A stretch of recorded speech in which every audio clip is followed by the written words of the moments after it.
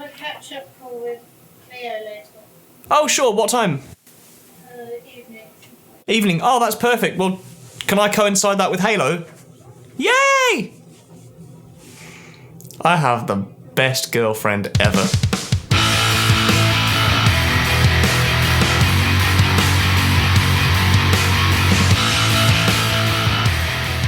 Today I thought I'd tell you about a very fun gig that I did 2 weeks ago.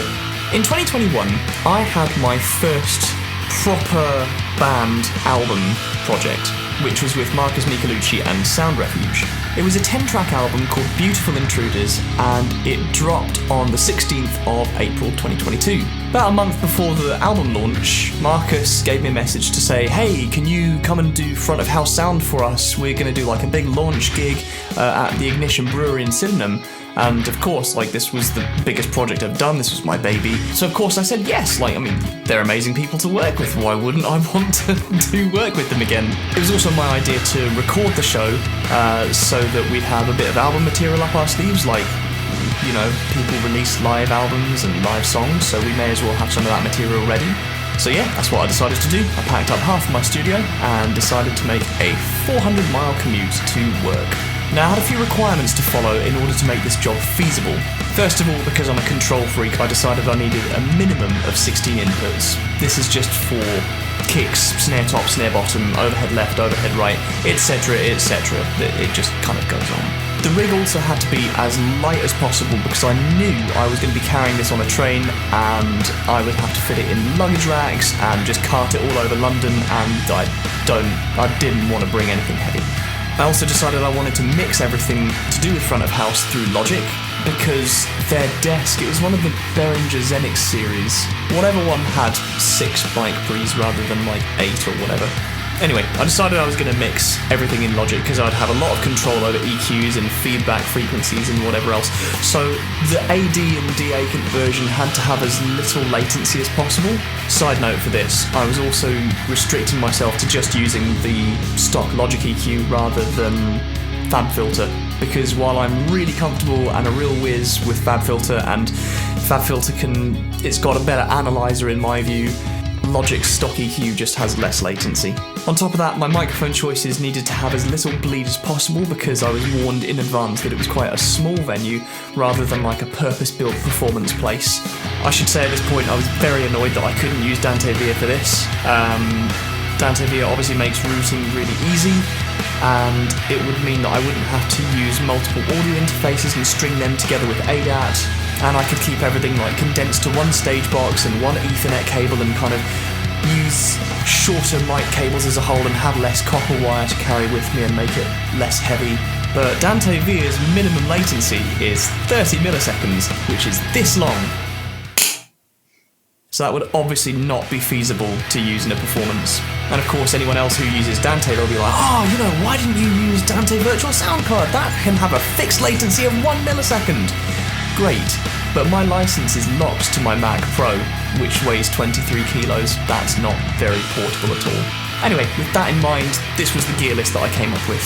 In terms of microphones, we were using a Shure Beta 52A, 2 SM57s, 2 Aston Starlights, 2 DBX DI1 DI boxes, 2 pairs of Rode M5s. Markus was very kind and brought along 2 SM58s which we used for vocals, and he also brought like an acoustic guitar specialist DI box, which was kind of cool to use and seems to have captured the acoustic guitar DIs like really nicely.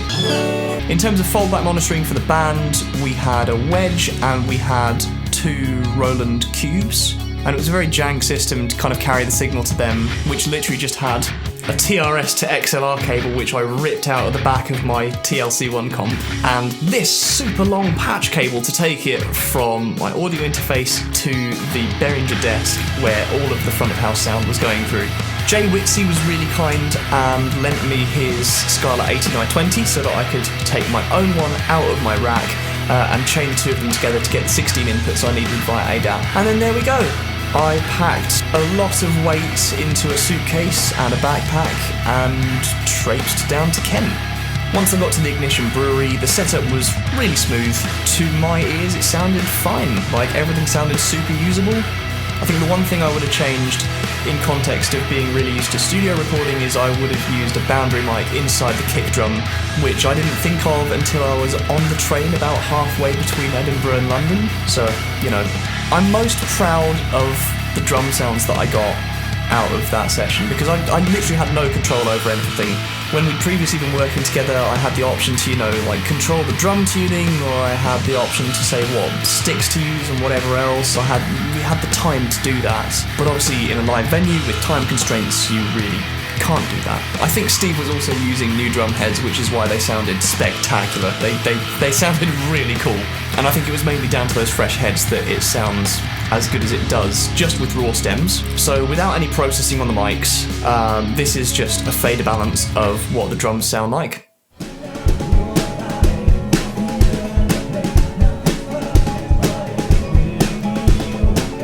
With a little bit of processing, it sounds like this.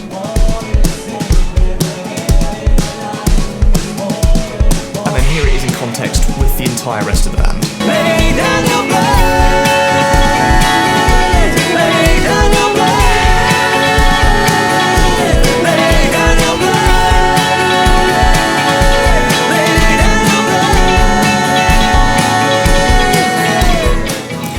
the electric guitarist has a really cool pedalboard setup which allows him to get obviously a huge variety of tones, but because of my input restrictions and the number of mics I could bring and how heavy everything would be, I figured it would just be a good idea to capture the output of his signal chain right before it went to his Line 6 power cab. So Chris's rather extensive signal chain just got recorded straight into the interface, and I just had to put an IR in front of that, make it sound like it was going through like a vintage 30 or something like that. Actually, I can't remember what he uses. Whatever it is, it's blue. Anyway, that covers all the gear and all the setup, etc, etc. We ended up reaching the end of the first set, and I nearly had a heart attack because I started running out of storage. My original idea was to record to the internal SSD of my MacBook so that I could reduce latency as much as possible, but I just didn't anticipate quite how much storage is taken up when you're recording 16 channels at 48K. And all this tells me is continue recording to a USB like usual. There were no latency issues with that whatsoever. And this is where Dante would have come in really handy. If I could have just used a networked audio setup, I could have Logic sorting all of the front of house stuff with next to no latency just by itself. And then I could also have a redundancy PC that had its resources dedicated to just recording audio, and then we wouldn't have to deal with not being able to add an extra layer of EQ, for instance, while Logic is recording, because we had some feedback issues. And it would have just been nice to have the ability to add an extra layer of EQs whenever you need it to deal with any nasty, horrid frequencies. But I digress. A quick file transfer later and everything was fine. No more heart attacks for the day.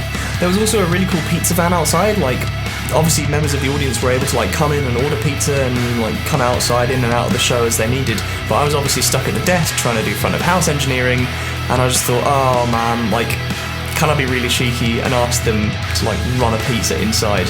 And they did. Huge thanks to Tanya Pizza for running my dinner into my little corner so I could eat while I was working. And with those tax-deductible om-noms, the second set went very smoothly. I had a lot of fun just kind of singing along to all the songs that we'd spent the last year recording. And then fast forward to a few days ago, I exported all 22 songs that were in the sets. And even before he heard these, Markus was saying, oh man, I'm kind of concerned because the audience was really rowdy. Sometimes we had to quiet them down just to hear ourselves think. And thankfully this wasn't an issue because all of the nulls of the microphones were pointing in the direction of the audience. So there's very little audience bleed whatsoever. The only microphones where there's a bit of audience bleed is the drum overheads, but that's not so much an issue for me because either it adds a really nice amount of ambience to give the feel of a live show, or if anything's intrusive, I can just RX it out. It's fine, doesn't affect any kind of phase with the other microphones. Happy days. All in all, this was a really fun gig. My favourite part, without doubt, was seeing how happy everyone was to play together, because in the context of lockdown, there have been so many times where recording this album was interrupted. We had to take, 3 months break at one point, and it was great just seeing how happy everyone was to play together again. And the ability to play together and share music with one another as part of the music community is something which has just been so long overdue for musicians. But yeah, that was my cool gig. I thought you guys might like to hear about it. I've yet to figure out how to sign these off. Does anyone have any questions? Ask them here. Did you find anything particularly insightful? Tell me. Do you want to hear more of my work? There'll be a Spotify link. This channel is probably going to be driven by feedback from you guys, so if anyone has any requests for videos or anything like that, tell me. Also, I'm very happy to give one-on-ones should people want them. Like, do you have really crap audio that you can't make work in a mix? Like, I'll see if I can make something work for you. Give me a message. I'm very approachable. Anyway, I've procrastinated from cleaning my bathroom long enough. Be good, don't die. I'll see you whenever. Guys, let's hear it for the man behind Sound Refuge, Markus Michelucci!